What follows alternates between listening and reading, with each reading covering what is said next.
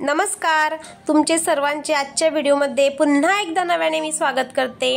आणि आजचा व्हिडिओ असणार आहे तो म्हणजे घरगुती होम रेमेडी पासूनच आपण उंदीर कसे पळवून लावायचे आहेत। तर याचा कुठलाही साइड इफेक्ट लहान मुलांना देखील नाहीये।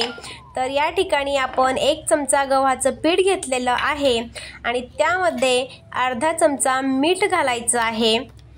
त्यानंतर मीठ टाकल्यानंतर त्यामध्ये हार्पिक जे असतं, आपल्या घरात सर्वांच्याच घरामध्ये हार्पिक असतं, तर ते हार्पिकचे सुद्धा 1 ते 2 चमचे अंदाजे यामध्ये घालून घ्यायचे आहे। आणि सर्वात शेवटी बेकिंग सोडा देखील टाकायचा आहे।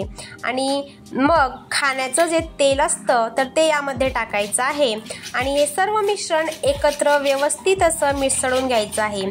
खाण्याचा तेल टाकण्याचा एकच उद्देश म्हणजे तेलाचा जेव्हा उंदरांना वास जाईल तर त्या वासाने ते उंदीर तिथं येतील आणि मग ते जे काही आपण मिश्रण तयार केलेलं आहे तर ते नक्कीच खातील। नंतर शेवटी त्याच्यामध्ये पाणी टाकून ते व्यवस्थित असं बॅटर तयार करून घ्यायचं आहे।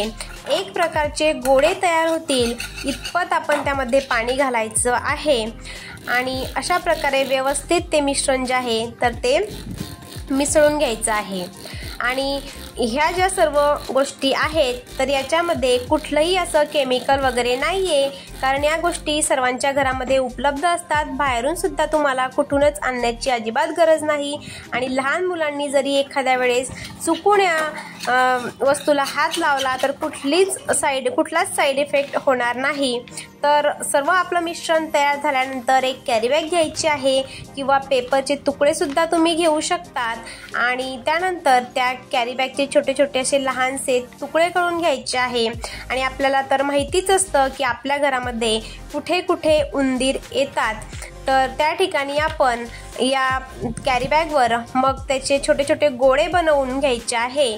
जसे की तुम्हाला व्हिडिओमध्ये दिसत असतील त्याप्रमाणे गोळे बनवून त्या कॅरी बॅगवर किंवा पेपरवर ठेवायचे आहे आणि मग जिथं उंदीर येतात त्या ठिकाणी आपण ते ठेवून द्यायचे आहे। म्हणजेच आपल्या घरातील उंदीर हे नक्कीच पळवून लावण्यासाठी आपली होम रेमेडीज कामात येईल।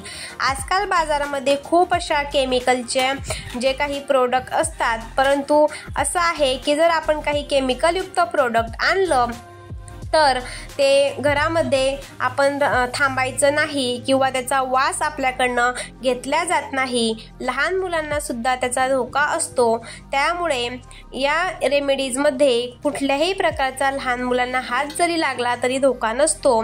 सहसा उंदीर हे किचनमध्ये असतात आणि माझ्याकडे पिठाची गिरणी असल्यामुळे त्या ठिकाणी उंदीर येतो, तर त्या ठिकाणी मी ते ठेवलेलं आहे। तर तुम्ही सुद्धा नक्की हे ट्राय करून बघा। आणि आजचा व्हिडिओ आवडला असेल तर लाईक करा, शेअर करा आणि जास्तीत जास्त शेअर करा।